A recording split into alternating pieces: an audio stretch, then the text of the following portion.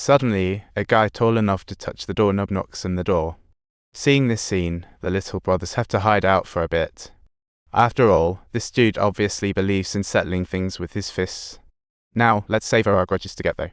Bambi heard Simba's black girlfriend parties here every Saturday. Bambi sneaks into the girlfriend's place and gives him quite a surprise, all in the name of securing his territory in Harlem.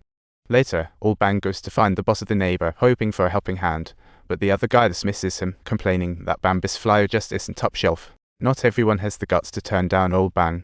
If the deal doesn't work, it's time to think outside the box. Still, Old Bang learned a thing or two. To stand strong, he needs Jinzi's men are caught by cops with flyer in the car seat caught red-handed. The cops were hauling goods back when two drug agents, like superheroes, swooped in to save the day. But guess what? Agents sell goods to Jinzi, who seals deals with them. He wants them to figure out how to send Old Bang back to the slammer.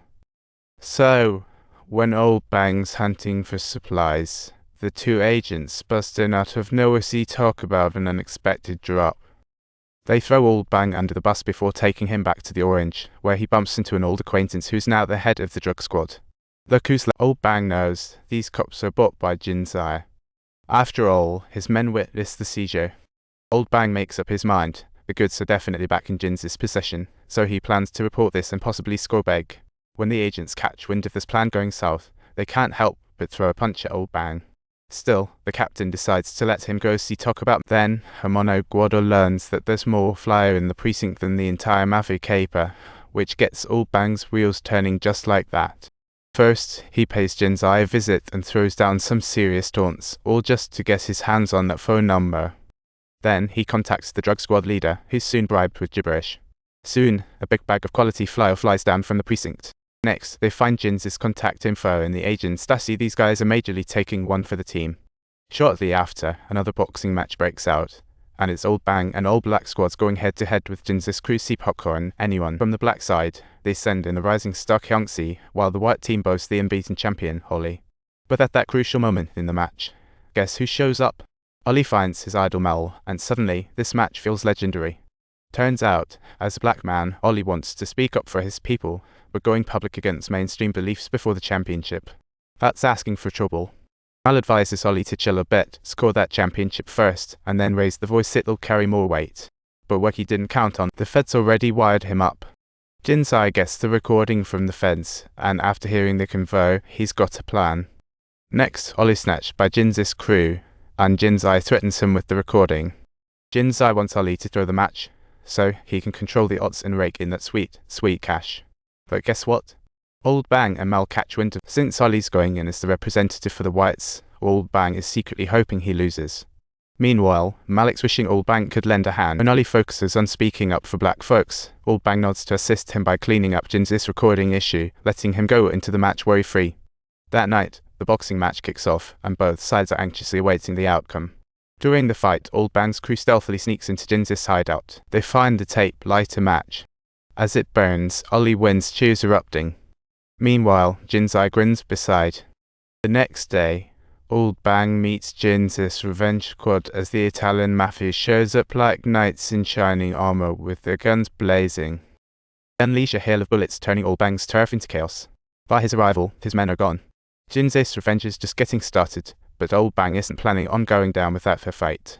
Learning that Jinzi is rigging the horse races, he decides to jump, and right on cue, the papers report that the Washington civil rights movement is trending, and everyone rushes to bet on that date, 828. If those numbers match the last 3 digits of the racetrack sales, jackpot.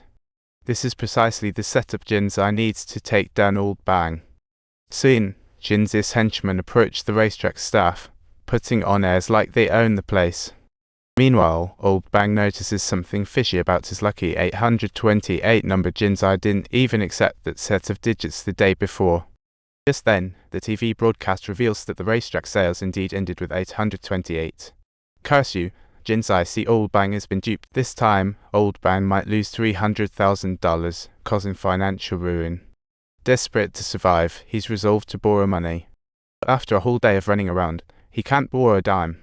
In a stroke of luck, Old Bang thinks of this guy, Banana Bridge. Banana Bridge already has some beef with Jinzi. You know what they say, the enemy of my enemy is my friend. So, Not only does Old Bang manage to score some cash, but he also sets up a flyer trade deal while he's at it. Just when Old Bang sends the $300,000 over, guess who shows up? Jinzi drives up like he's come for a friendly visit, more like kicking the bee's nest. Jinzi understands Old Bang's alliance with Banana Bridge is exposed. On the way back, he tampered with Banana's goods. The next day, a man's testimony in court rocks the entire mob world to its core. That witness is none other than Jinzi's former buddy, Xiao Fu. Once the family head learns of this, he steps in, demanding Old Bang and Jinzi call off the feud. The family boss sends Old Bang to deal with the snitch, Xiao Fu, hoping to erase the $300,000 debt to Banana Bridge, but taking out the guy under federal protection. Now that's a tall order. So Old Bang enlists his buddy Guodo for help, and thanks to Guodo's leads, he easily finds Xiao Fu a safe house. But during the second court hearing, Xiao Fu just drops Jinzi's name like it's nothing. Oh man, that's like slipping on a floor covered in breadcrumbs, totally clueless. Feds rush to Jinzi's crib, trying to bring him in, but surprise. Jinzi is hiding in the bathtub, playing it crazy and dodging a bullet.